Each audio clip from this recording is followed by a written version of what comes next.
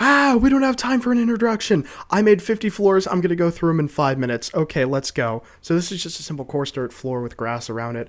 Added in a few path blocks, still have the grass around it. Gives a little better feel. Some more gravel just to give it some more like rocks or whatever. Replacing the coarse dirt with cobblestone gives it a more stone feel. And then replacing the path blocks with mossy stone. It's just like a cobblestone path. You can even replace the mossy cobblestone with bricks, mossy bricks, and just make it look a little bit newer. And then if you replace the bricks with andesite, you can make it more grayed down instead of overgrown. You can even replace the gravel with this clay block to give it just again less muddled texture. Or you can get rid of the clay block again and just add some stone, make it look a little bit nicer. Take away the cobblestone, add some stone bricks. You got a nice path there. Take away the cracked stone bricks, add some regular stone bricks, or you could even just straighten it out and replace the andesite with polished andesite. Make it look like a path. Take away the stone bricks entirely, and you just get this. Stone and the andesite go really well together. They're very close in colors. I think it looks super cool. You can even add in some smooth stone to make it look just a little bit lighter in some places. Did I do the same thing twice? I did, I'm dumb. You can also replace this stone with polished diorite to give it a little bit brighter pop.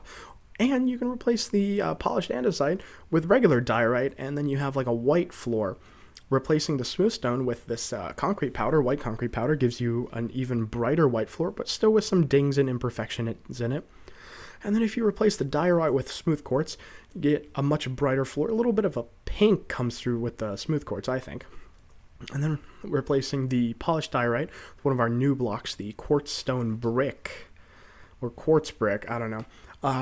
It gives it a little bit rose gold while still keeping in with the white feel with the concrete. And then replacing it all together with quartz, chiseled bricks and smooth, very fancy looking path, maybe like Olympian or something. And then maybe add in some mushroom stems. Why not? Put in the mushroom stems instead of the chiseled, and you get kind of this to look a little bit metallic. And then replacing the bricks with this smooth sandstone, you're just adding in a little bit more yellow, a little bit more yellow and sand into it. And then you can just replace the quartz with sand. And then you get this while still having a little bit of that metallic sheen from the mushrooms. But if you want to replace the mushrooms, sure, go for it. I just took these stairs and then I put them upside down so you could see the bottom, so that you get a little bit more texture. And then you can even replace the sand with the stripped oak wood. And then if you really like the wood, you can replace the smooth sandstone with stripped birch wood. And then, hey, let's go all wood. Replace this upside down stairs with some acacia wood, and then you get this kind of orangey brown path. Orange is actually and orange is just light brown, and brown's just dark orange, so it works very well together. And then if you take out the birch, get rid of some of that brighter color, add in a little bit of this rosy, orangey looking acacia strips, you get this really cool pattern and colors. And then, get rid of the oak, put in some red sandstone, you get this orange path. Take away the stripped and put in, again, our upside down stairs, an even more orange path, but it's a bit worn down, a bit less wood. And then no wood altogether. Replace the acacia with this orange terracotta. Even though all the other stuff is red, it all has a very, very same color. And when I say red, it's not actually red, it's just called red. But now let's put in some actual red in. We got some red terracotta in instead of the upside down stairs. And it just gives it a very deserty mesa biome kind of path. And if you want, let's get rid of the smooth sandstone. Just put in some granite. It doesn't look amazing, but it does kind of get us into the next one, where we replace our orange with some bricks.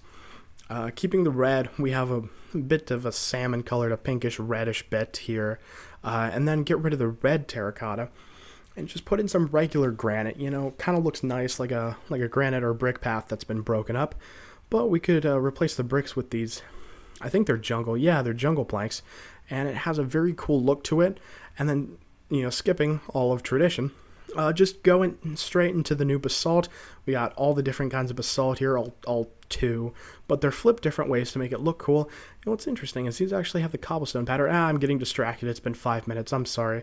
And then if we add in a little bit of cyan terracotta, because it has that bluish kind of gray look. If we add that in instead of the up-facing basalt, then we get a little bit of a cleaner look. Or we could put in some gray wool if we want it to be darker, as this side is a little bit lighter and this is a bit darker.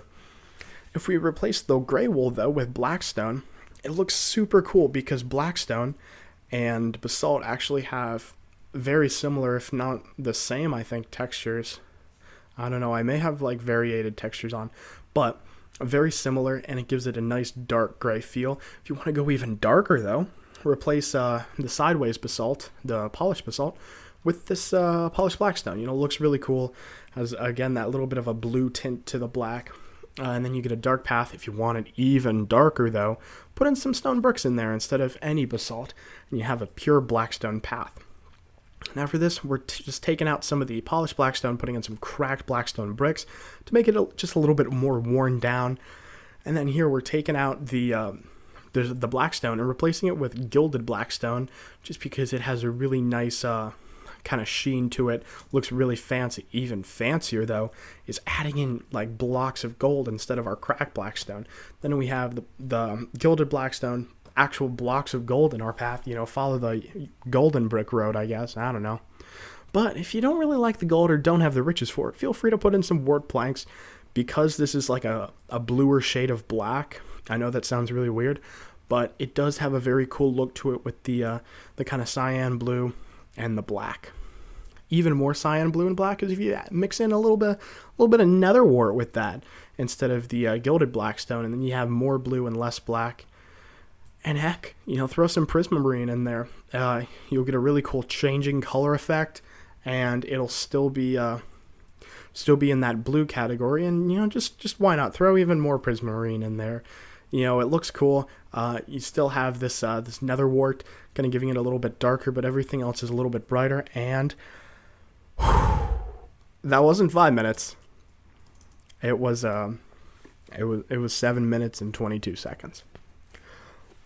But that's 50 paths in 7 minutes and 22 seconds.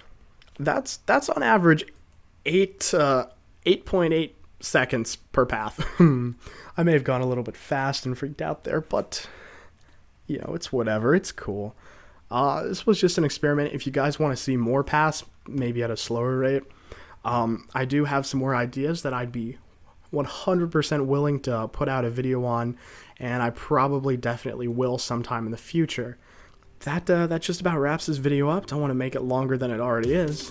Thank you so much for joining me. I really do hope you have fun. Stay safe, and until next time, good night.